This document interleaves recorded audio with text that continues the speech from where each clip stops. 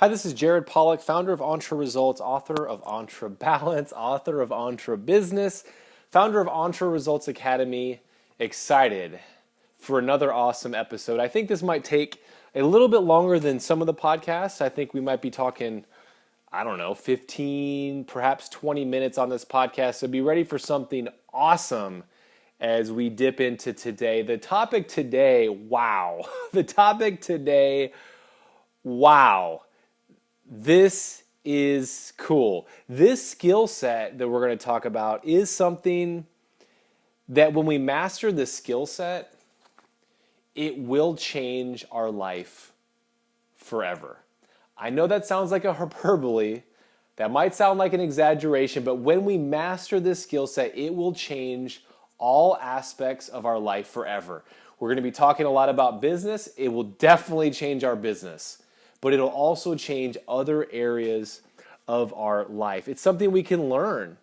It's something that we can learn over time. It's not easy, but we can actually do it. And the topic today, and the skill set that we must learn, is how to fall more in love with the activity. Fall more in love with the activity or the action. How can we love it even more? Now, we're going to look at three things today. We're going to talk about the mindset of falling in love with the activity. We're going to talk about the process in regards to falling in love with the activity. And we're going to talk about the encouragement in regards to falling in love with the activity. So we're going to talk about the mindset, the process, and the encouragement. Now, I want to fall in love with the activity in all areas of my life, and I want you to do the same. We're going to get into a little bit more business, but just let me give you some things as we talk about mindset. So like from a health situation, certainly we want to feel good. Maybe we want to maintain a certain weight. But like what's going to get us there is eating properly, withholding from certain desserts, lifting weights, exercising a certain amount of time. And so how can we fall in love? How can I fall in love with saying no to ice cream, right? I know it sounds funny, but the activity might be saying no to ice cream, or it might be to saying yes to something else. How can we fall in love with that activity? You know, the cleaning the house, for example, and maybe you have someone clean the house for you. I'm just going to use this as an example just because a lot of people have at some point in their life cleaned their house. So maybe you enjoy the result of a clean and tidy home, but what about falling in love with the activity of cleaning the toilets or scrubbing the floor? Now, I know it sounds crazy to fall in love with that type of activity. How can we fall in love with it? But the topic today is how do you fall more in love with something? So for example, if you like something a little bit, then you want to figure out how can you love the activity even more. Or maybe you don't like the activity, but how do we move the spectrum so you actually are okay with something like cleaning the toilets? Kind of a funny example, but you're saying there's no way I'll ever love cleaning the toilets. And I'll say, you're right. Or there's no way I'll ever love this activity. And I'll say, you're right. If you have that mindset that you don't even think you're going to be able to love doing something, or you don't think you're going to be able to enjoy it more, then you're right, it will never happen. So I'm going to challenge your mindset on this. Now in business, you know, there's a lot of things that need to happen. Maybe we want to have more clients or a certain amount of clients, but the activity would be making calls, getting on the phone, touching people face to face in a networking situation, doing the hard activities to make it happen. Now, maybe there's a certain activity right now that you know you should be doing, but you're avoiding it like the plague. Well, how can we enjoy doing that activity more? Being open to the possibility that in your future, you could not only like that activity, but love that activity. And if you hate the activity now, maybe you'll just be okay with the activity. We have to believe that we have the ability to change the way we feel about the activity. And as I think through our day, and I think why this is totally can change our lives, not only in business, but also in all other areas of our life, is that like what a joy it would be to enjoy doing the little things throughout the day.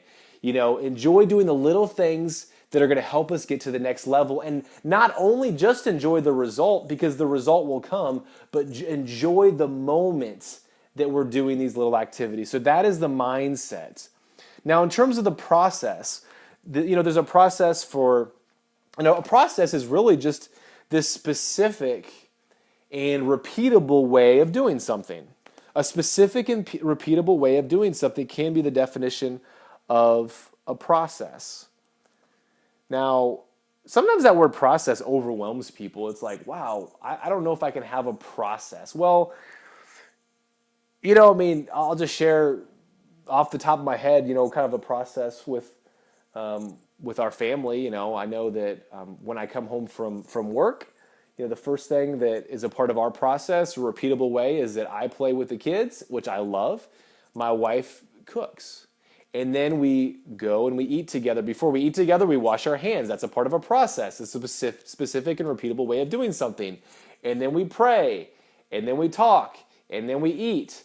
And then right when we're finished up, I go and I start cleaning. That's a part of our process. I clean the dishes. Then my wife takes one of our children and starts giving her a bath. That's a part of the process. Then I leave cleaning and I go take my son and I give him a bath, and on and on and on for the rest of the night until both kids are in bed. It's a habit, it's a routine, but it's a process. It's a process.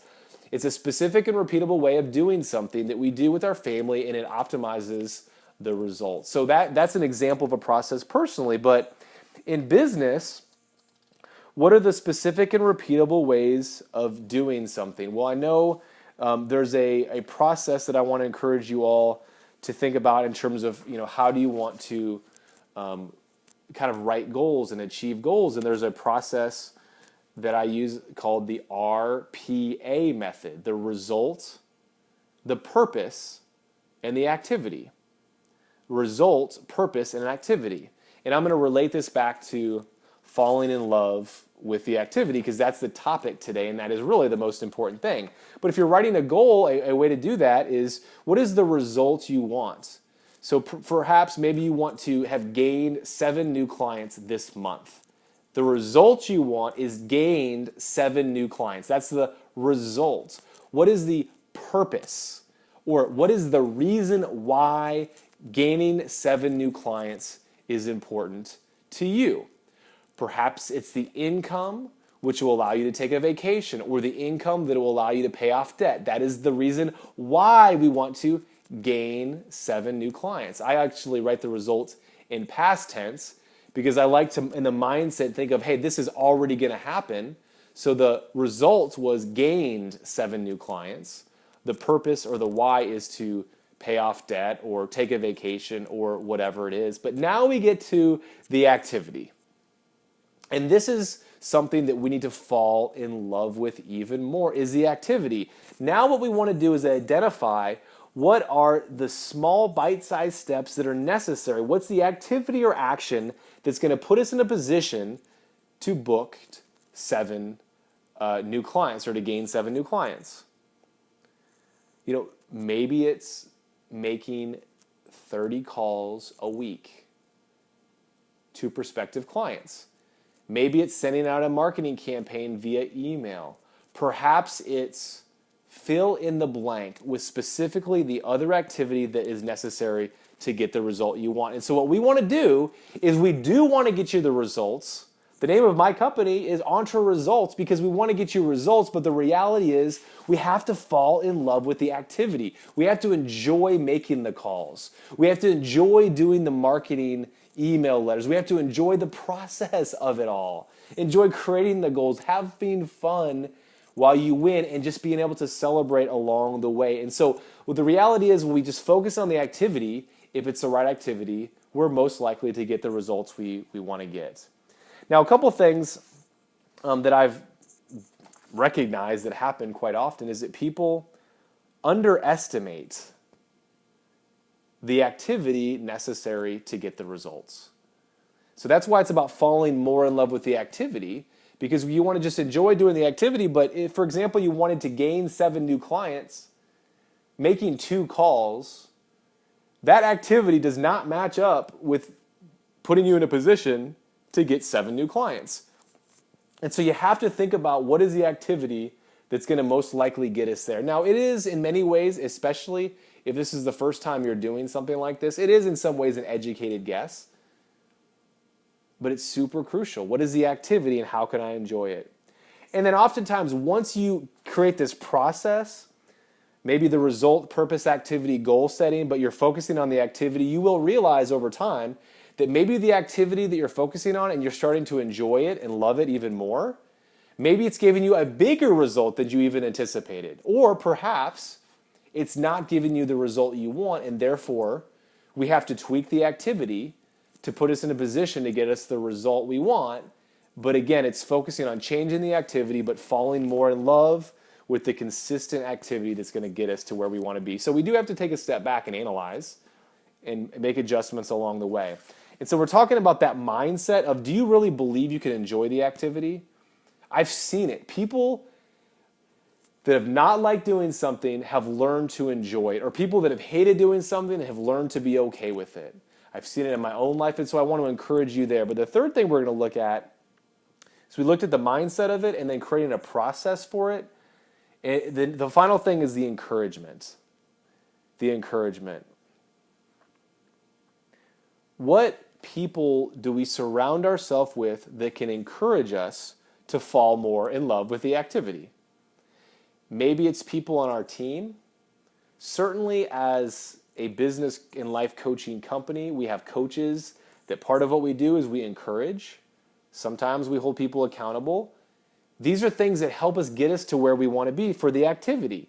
And so if you say, hey, I want to make 60 calls a week or a month, who's going to encourage you to make sure you're doing that? And who's going to encourage you to not only do it, but enjoy the process and fall in love with doing that?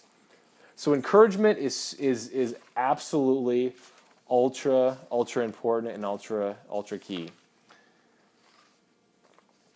So I really hope that, the takeaway is, how do we fall more in love with the activity? I hope we enjoy the journey of growing the business, which the activity will get us there. I hope we enjoy the journey of creating better relationships, with the activity will be there. I hope that we challenge ourselves to a certain level to believe that there maybe is something that we don't like doing that we can enjoy doing, and we can fall in love with it more. I hope we don't hold ourselves back or limit ourselves. I also hope that these are things that we instill with other members of our business team. I hope we share this information. It's not just something we keep in, because this can be powerful. And I want to just let you guys know this is not easy.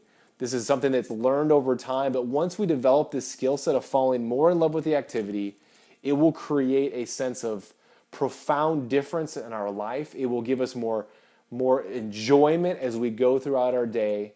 And then also the cherry on top is we're going to get greater results, and we're going to live out our why in a greater way. So I want to encourage you to do this. Have fun. Make it a better than amazing day.